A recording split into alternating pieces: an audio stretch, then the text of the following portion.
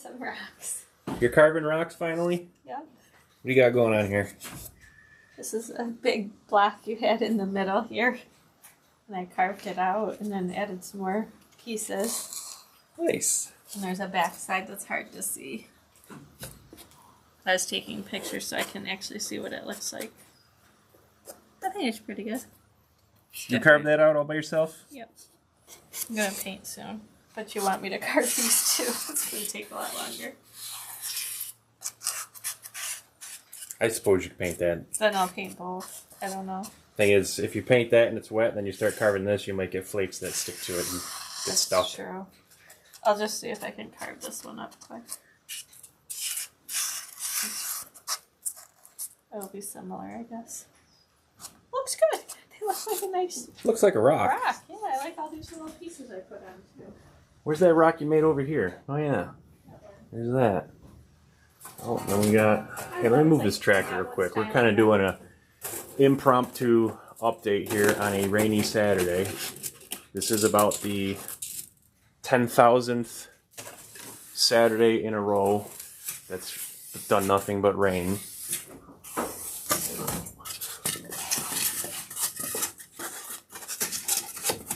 There.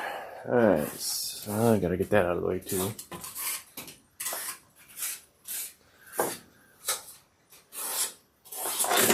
Put this little garage in place. And the shack. So here is Sprout Rock 2. And that's the one that the Sprout made the other day. Well, that was number 1. This is number 2. Now she's moving on over there. So, after deciding that we were going to give Sprout Rock 2 a proper spot to live at the end of the table here, because you know how windy it is out there. So the rock had a curve in it originally, so that's kind of what we needed. So I was originally gonna just dead end everything at the end of the table here and just kind of have a switchback, but then it dawned on me, it's like, you know what, we got this rock, I can just add an extension out, and that's what we did. So I got some other videos I gotta yet edit and upload that show the progress of this shelf. But track comes around now, and it's gonna go in 2 different directions here. This way here is technically gonna be the main line, and it's gonna go up on the cork roadbed and be a little bit higher than this, and we're gonna block it in with trees all the way down. And then the back side is just gonna get hidden behind all of that. And then the center area, kind of where the tools and the phone and you know that blank area there, that's gonna be different industries and scenes. And this, which used to be the actual main line, which is now gonna be a big glorified siding with a whole bunch of little spurs and stuff for all those different industries.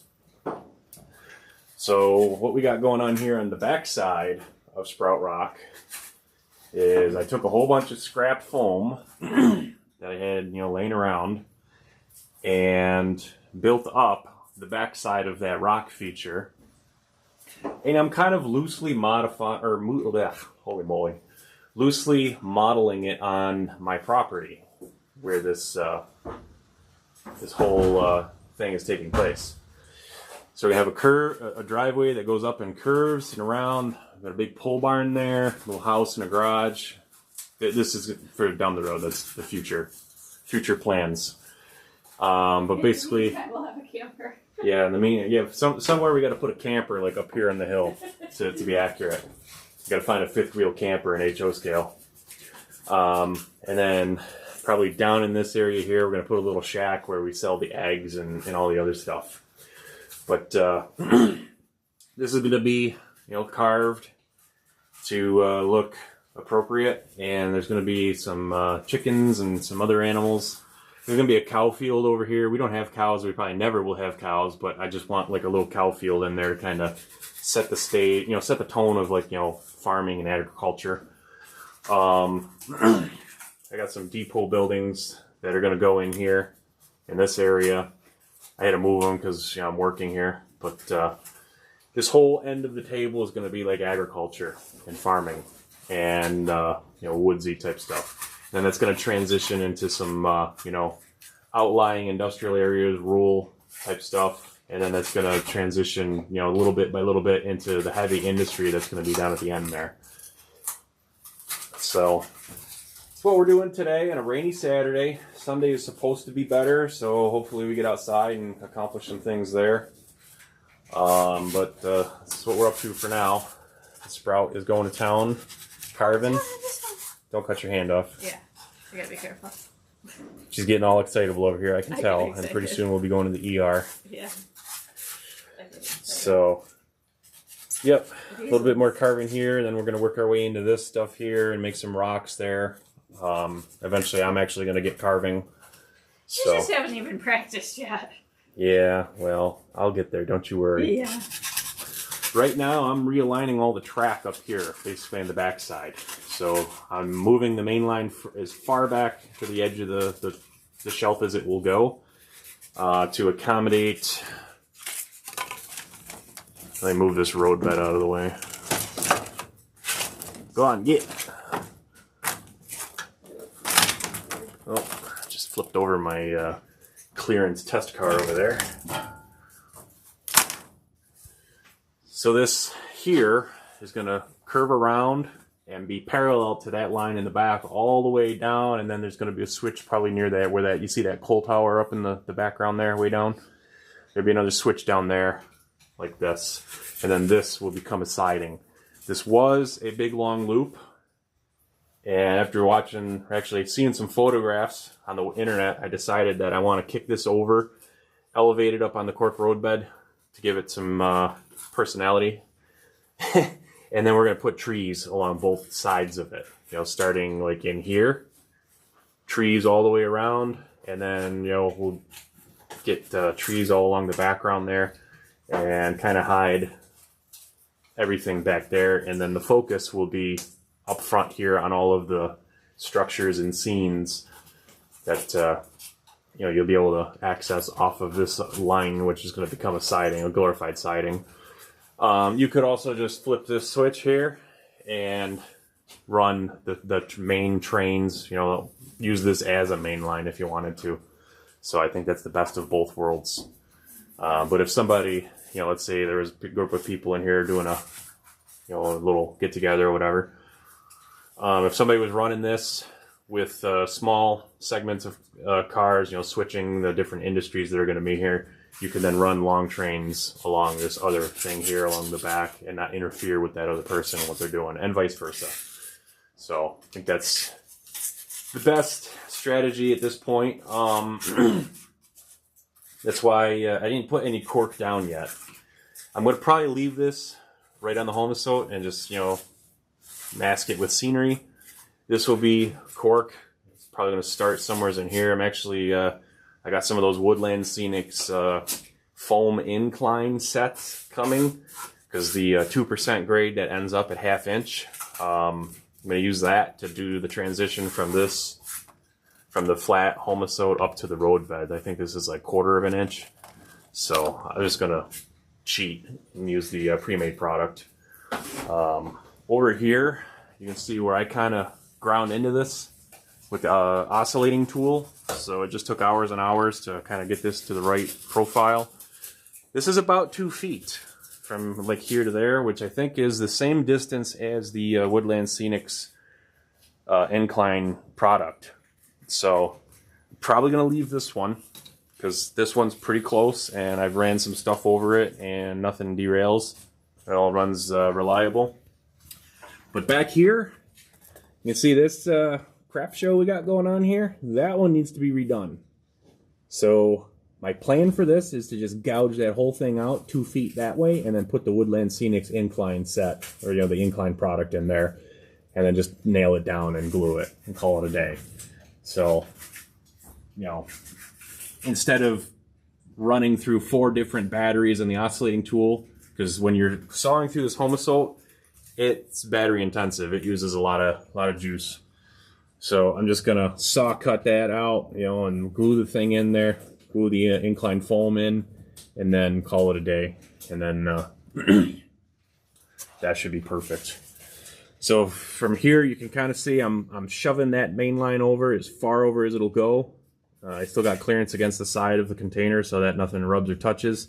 and then I'm going to stick the other main line parallel to it, just far enough off so that we don't have any interference between the cars when they're passing each other.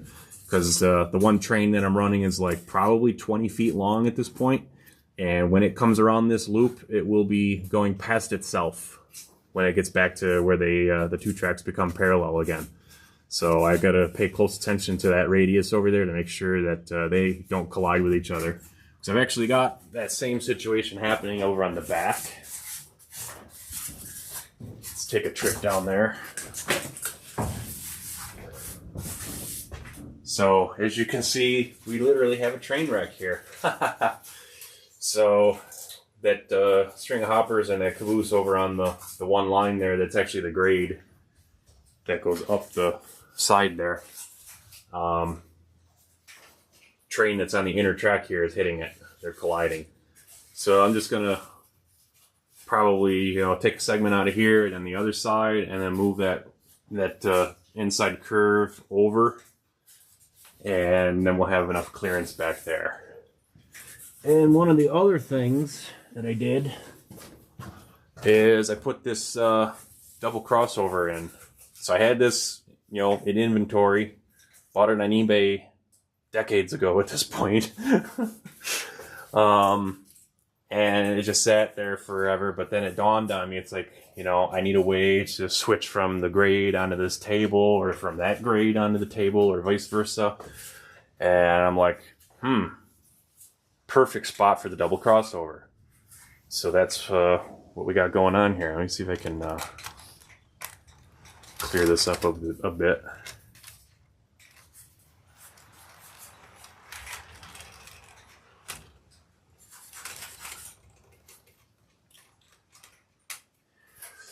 So this guy is actually code 83. If you look real close, you can see the difference in the rail heads. So I got to get some transition joiners. Either that, or I do have some, I got to get transition joiners no matter what, but I also have some strip plastic that I'm going to put under here to raise the whole thing up, I think, to get it to match. I've also got to install our turnouts. There's going to be 4 of them in here to make this thing remotely controllable. And at some point I had to do the heavy-duty thinking and map out the voltage, or the electricity polarity between the rails, because depending on how this thing is thrown, and then that curved turnout way down yonder at the Sprout Rock, if the locomotive enters the curved turnout there, it will short. So I got to figure out what's going on here, and then address that with either reversing modules, or and insulated gaps and that kind of stuff. So yeah, we got to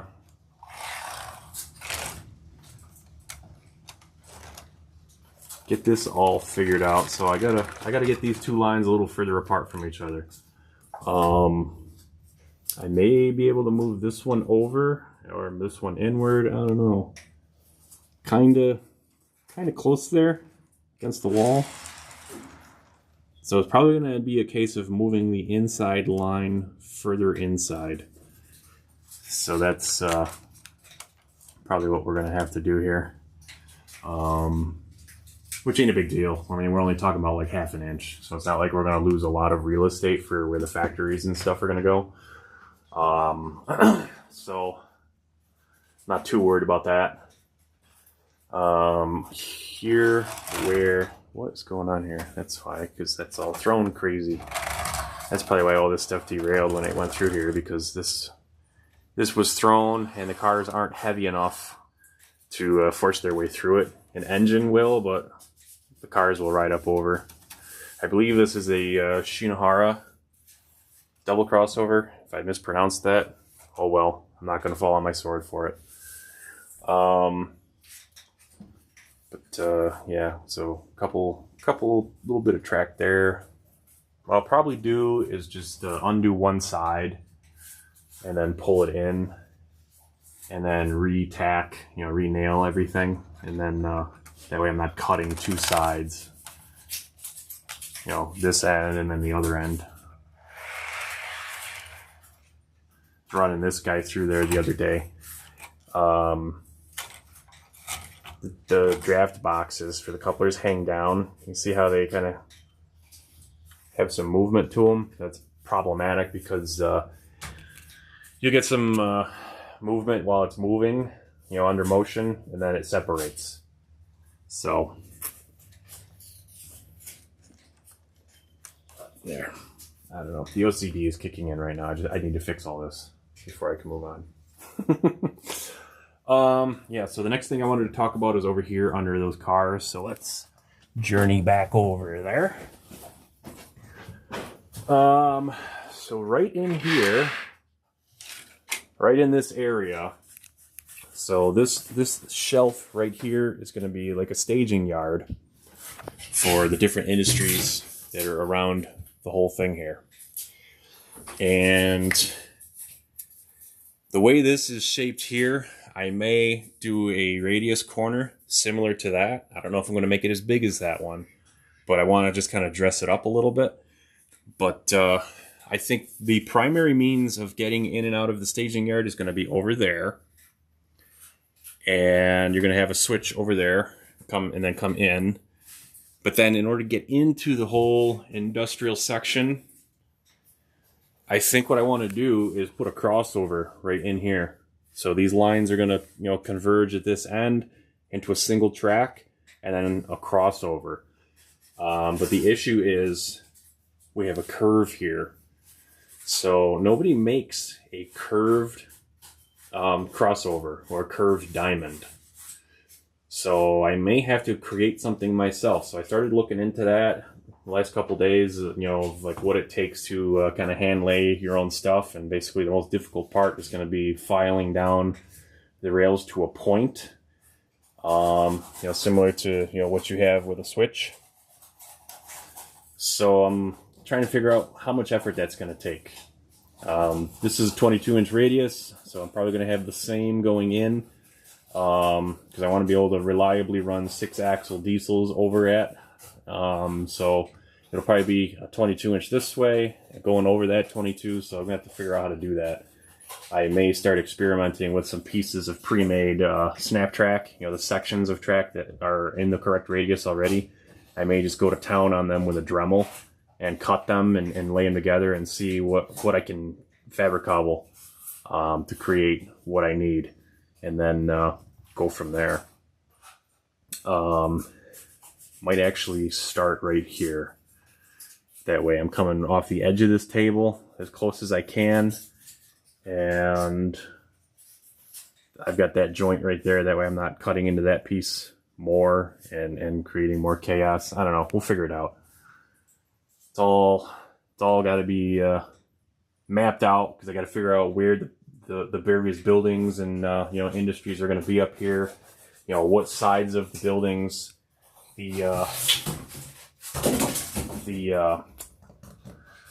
you know, cars are going to be servicing them from, as far as like where the doors are or where, you know, they enter the building, that kind of thing. You know, if I need more stuff that way, then the crossover might be over here to accommodate for radiuses to go around the back side. If most of the stuff's going to be over on this side, then I could probably get away with it here. So, you know, it's stuff I just got to figure out. Yeah. So that's what we got going on so far. Another rainy Saturday. And luckily we've got a little place to spend it indoors and still be creative and not go insane. That's probably what you got. What you got now? Let's check in here. I'm getting there. I get there. Yeah. Carving these out. Put these, yeah.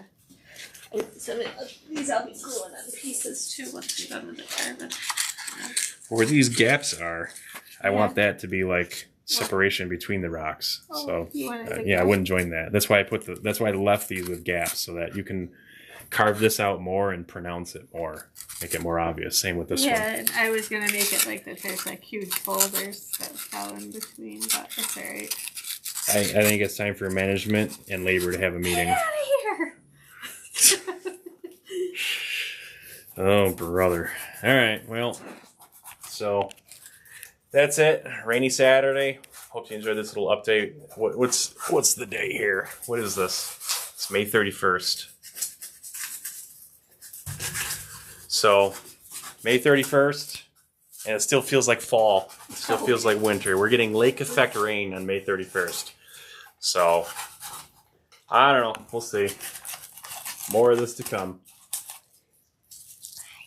Take care, everybody.